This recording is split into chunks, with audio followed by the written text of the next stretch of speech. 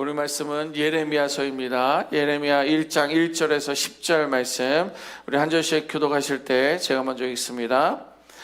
베냐민 땅 아나돗의 제사장들 중 힐기야의 아들 예레미야의 말이라.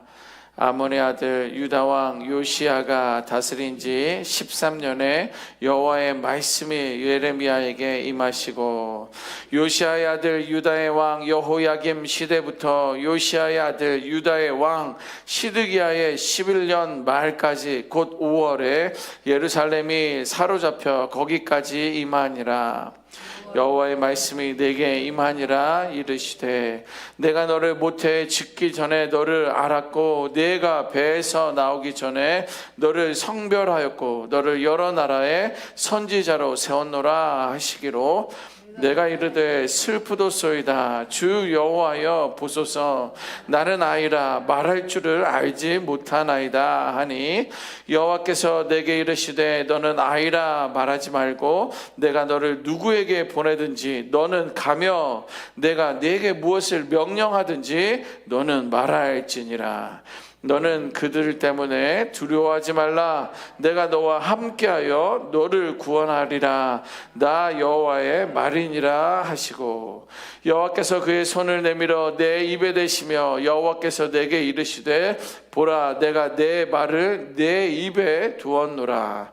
보라, 내가 오늘 너를 여러 나라와 여러 왕국 위에 세워 내가 그것들을 뽑고 파괴하며 파멸하고 넘어뜨리며 건설하고 심게 하였느니라 하시니라. 아멘.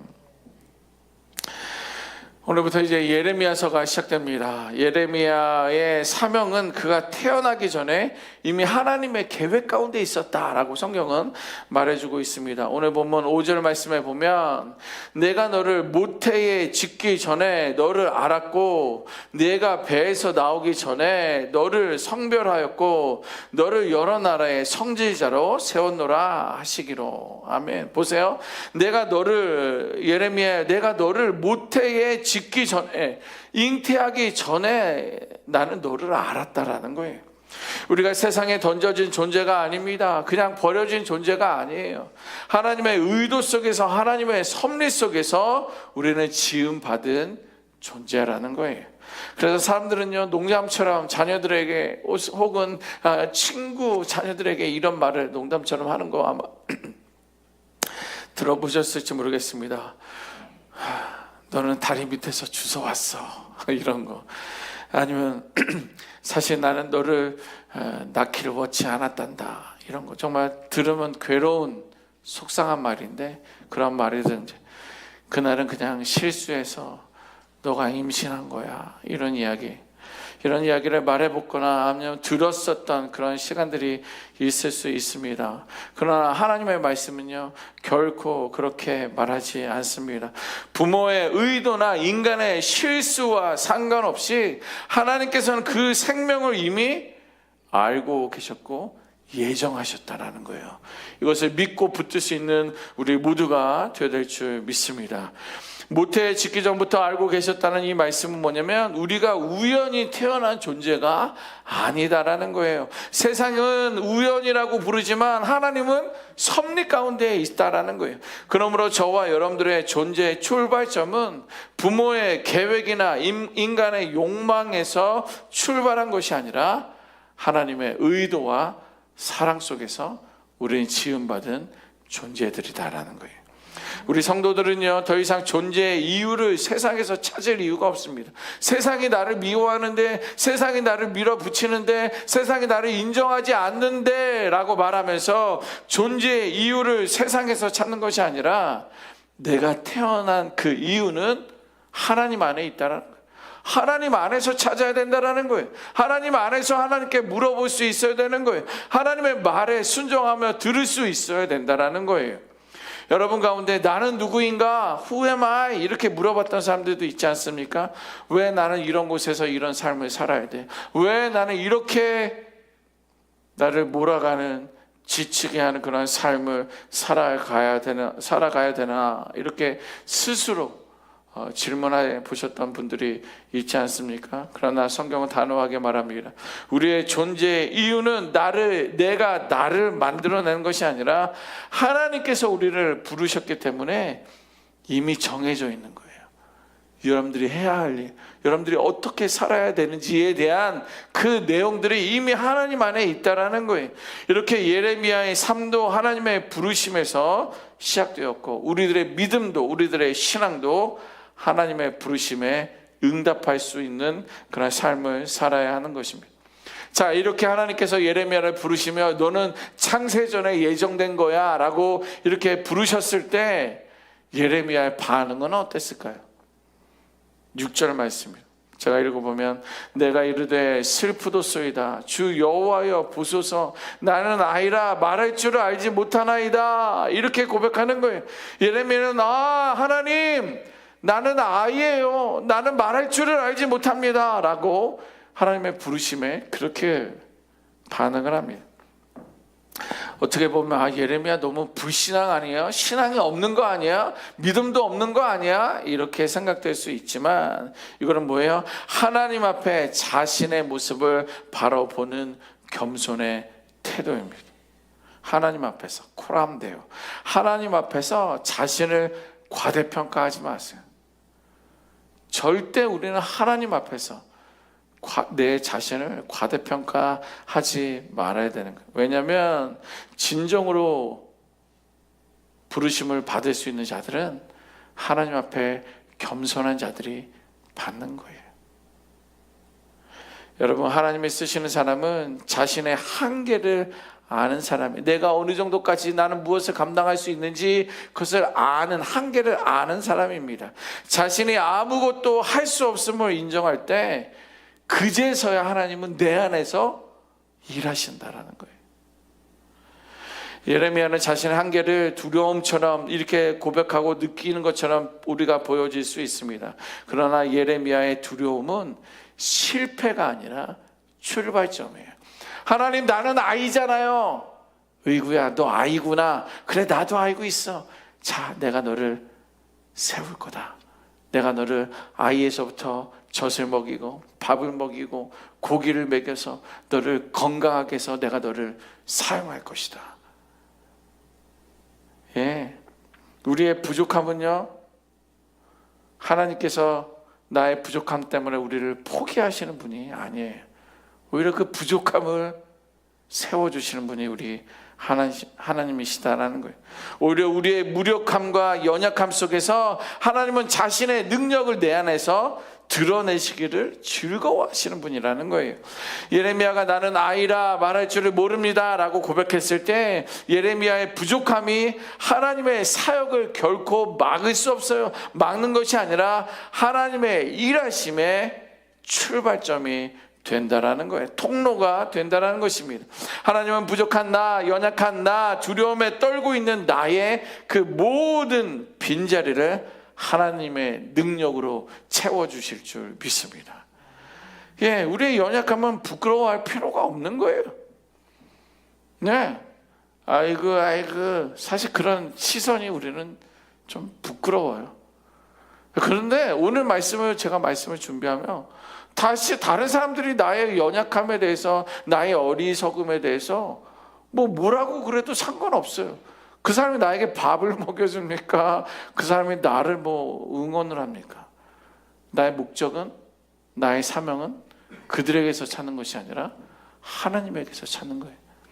그래서 내가 연약하면 연약할수록, 부족하면 부족할수록 하나님의 능력은 나를 통해서 더 크게 역사하신다라는 거예요. 하나님은 우리의 빈손을 통해서 큰 일을 이루신다라는 거예요. 부족함 속에서 드러나는 하나님의 능력, 이것이 바로 진정한 사역의 시작점입니다.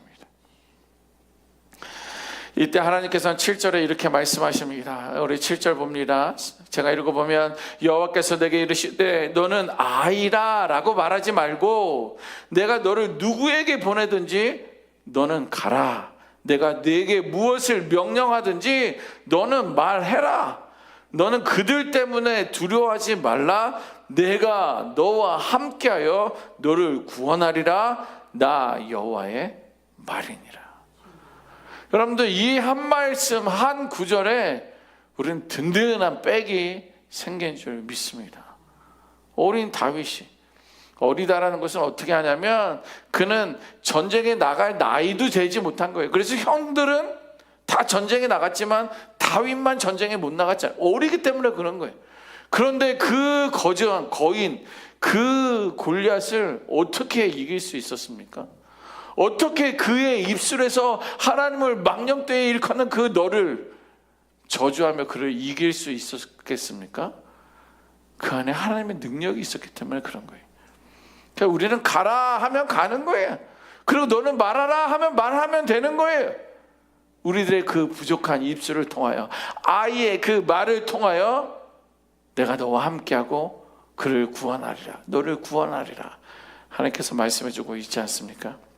여러분, 진정한 사역은 예레미야에게 필요한 것은요, 자신의 능력이나 지식이나 부나 명예나 권력이 아니라 하나님과의 동행에 대한 확신을 가질 수 있는 저와 여러분들이 되어야 될 줄 믿습니다. 그래, 나는 좀 뭔가를 이제 해왔던 어떤 그런 경력도 있고, 좀 이렇게 부모의 재산도 좀 있고, 좀 나는 좀 배우기도 했고, 이제 이걸로 내가 한번 해보자. 죽기 전에 한번 해봐야지. 이런 게 아니라 나와 하나님이 동행하고 계시냐, 이 확신 가지고 나아가야 된다는 거예요. 우리의 사역이 무너지는 이유는 무엇입니까? 하나님이 떠나셨기 때문이 아니라 우리가 하나님이 함께 하신다는 사실을 잊었기 때문인 거예요. 함께 하시는데 내가 어떻게 이리 마음대로 할 수 있어? 하나님이 이곳에 계시는데 내가 주인 행세를 하니 어떻게 이럴 수 있어? 이것이 잘못된 거예요. 하나님이 떠나신 게 아니라 하나님이 여기에 계시다라는 것을 우리는 잊어버렸기 때문에 그런 거예요. 그 하나님을 붙들 수 있는, 그 하나님과 함께 할 수 있는 우리 모두가 되어야 될 줄 믿습니다. 여러분, 환경을 보고 사람을 보고 결과를 보며 하나님의 임재를 의심하는 경우들이 있습니다. 그러나 주님은 여전히 우리와 함께 계시고 우리가 그분을 바라보지 않으면 그 순간 사역은 방향을 잃어버리게 되어 있습니다. 하나님이 함께 하신다는 확신을 가질 수 있는 우리가 되어야 됩니다. 하나님이 함께 하신다는 확신이 사라질 때 사명은 뭐예요? 의무로 바뀌는 거예요. 내가 오늘 또 이걸 해야 되는구나. 섬김은 부담으로 가는 거예요. 왜 이렇게 자주 돌아와? 또 내가 해야 되는 건 아니야. 어떻게 해야 돼? 부담으로 되는 거예요. 그리고 예배는 형식이 돼. 예레미야가 감당할 수 있었던 힘은 무엇입니까? 환경에서 오는 것이 아니었어요. 하나님의 임재의 약속, 내가 너와 함께하리라. 함께하리라. 그 임재의 약속 때문에 그는 무너지지 않고 유다를 향하여 나아갈 수 있었던 거예요. 저는 말씀을 준비하며 오늘 우리도 다르지 않다라고 생각해요. 저도, 그리고 우리 HD 은혜교회 성도들도, 우리 교회도 다르지 않다라고 생각해. 이 빅토밸리 그 지역에 대한 사람들이 말하는 것들이 들리잖아요. 그 제가 보는 것들이 있잖아요. 그런데 그러한 빅토밸리라는 그런 특성이나 상황이 아니라 하나님과 동행한다는 확신을 보지 못했던 거예요. 그것을 깨닫지 못했던 거예요. 우리는 하나님의 동행에 대한 확신을 통하여 우리 HDN의 교회를 세워가실 줄 믿습니다. 하나님은 부르심과 동시에 우리를 보호하시겠다라고 이렇게 약속하고 있어요. 그 약속이 없었다면 예레미야도 유다의 어둠 속으로 나아갈 수 없었다라는 거예요. 하나님은 이제 예레미야 입에 손을 대기 시작하셨습니다. 그 말씀이 무엇이냐? 9절 말씀입니다. 제가 읽어보면, 여호와께서 그의 손을 내밀어 내 입에 대시며 여호와께서 내게 이르시되, 보라, 하나님은 내가 내 말을 너의 입에, 내 입에 두겠다. 이렇게 말씀하고 있어요. 이건 무엇입니까? 단순한 상징이 아니라 사역의 본질을 보여주시겠다라는 거예요. 내 손을 내 입에 대겠다라는 것은 뭐냐면, 이제는 내가 하나님의 사람으로 내 말 자신의 말이 아니라 하나님의 말씀으로 말하는 사람으로서의 삶을 살아가겠다라는 말이에요. 그 입술은요, 세상을 설득하기 위한 도구가 아니라 하나님의 진리를 대언하는 거예요. 그냥 우리는 메가폰인 거예요. 하나님이 말씀하시면 그 메가폰을 통해서 말이 나가는 것처럼, 이제는 내가 경험한 말을 하는 것이 아니라, 내가 알고 있는 말이 아니라, 내가 사람들에게 들은 말을 하는 게 아니라 하나님의 말을 하게 하겠다라는 거예요. 하나님의 손이 오늘 아침 여러분들의 입술 가운데 임하게 된 줄 믿습니다. 이제 여러분들은요, 저는요, 내 말을 하는 게 아니라 하나님의 말을 할 수 있어야 되는 거예요. 그러면서 이렇게 약속하고 있습니다. 10절, 보라, 내가 오늘 너를 여러 나라와 여러 왕국 위에 세워 네가 그것을 뽑고 파괴하며 파멸하고 넘어뜨리며 건설하고 심게 하였다. 이렇게 약속하고 있습니다. 뽑고 파괴하고 건설하고 심이라는 말씀처럼, 하나님의 말씀은 파괴하는 것과 건설하는 것이 동시에 드러나는 능력입니다. 우리는 뭘 파괴해야 돼요? 나의 입술로 뭘 파괴해야 돼요? 사람에게 상처를 주고 힘들게 하는 그런 악한 말을 하는 것이 아니라 거짓된 자아를 무너뜨리게 하는 거예요. 하나님이 없어요 라는 것이 아니라 하나님이 나와 동행하신다라는 것을 깨닫을 수 있는 그런 깨닫지 못하게 하는 거짓된 자아를 무너뜨리고 내 안에 있는 세계의 가치관을 무너뜨리는 거예요. 무엇보다도 하나님 앞에 앞세워둔 나의 교만, 우리의 교만을 뽑아낼 수 있어야 한다는 것입니다. 그래서 때로는요, 그 말씀이 우리를 아프게 하고 우리를 찌르고 흔들지만, 그것은 결코 심판이 우리에게 임한 것이 아니라 우리를 거룩하고 성결하게 다듬어 가게 하기 위한 하나님의 일하심이라는 거예요. 그 과정이라는 거예요. 하나님은 무너뜨리기 위해서 말씀하시는 분이 아니라 우리를 다시 세우기 위해 먼저 잘못된 것을 무너뜨린다라는 거예요. 여러분들도 집 지어보셨습니까? 어떤 분들은 내 평생의 소원이 내가 살 집을 내 후손들에게 물려질 집을 짓는 거야, 이렇게 말씀하시는 분들이 계시더라고요. 여러분들, 그 집 기둥이 잘못되어 있으면 어떡합니까? 다 뽑아내야 돼요. 또 견고하고 튼튼한, 지진에도 흔들리지 않는 집을 지으려면 어떻게 됩니까? 뿌리 깊게 기둥을 박아야 되는 거예요. 기초를 단단하게 세워야 되는 거예요. 마찬가지입니다. 그래도 하나님의 사명을 감당하기 위해서는 내 안에 있는 거짓된 자아, 잘못된 거, 하나님에 대한 불신, 이것을 다 뽑아내고 다 무너뜨리고 하나님의 말씀으로 새롭게 세워야 한다는 거예요. 예레미야에게 주신 사명도, 우리 HD 은혜교회에 대한 사명도 바로 이것입니다. 거짓된 신앙을 뽑아내라. 잘못된 신앙을 뽑아내라는 거예요. 그 자리에 하나님의 진리와 소망을 심을 수 있는 우리 모두가 되어야 될 줄 믿습니다. 이렇게 우리 하나님의 말씀은 우리의 삶 속에서 낡은 생각을 허물고 새로운 믿음을 세우는 창조의 역사로 시작된다라는 거예요. 그러므로 말씀 앞에 두려워하지 마십시오. 하나님의 말씀이 내 안에 무엇을 무너뜨린다 할지라도 그 끝에는 반드시 하나님께서 새롭게 세워주실 줄 믿습니다.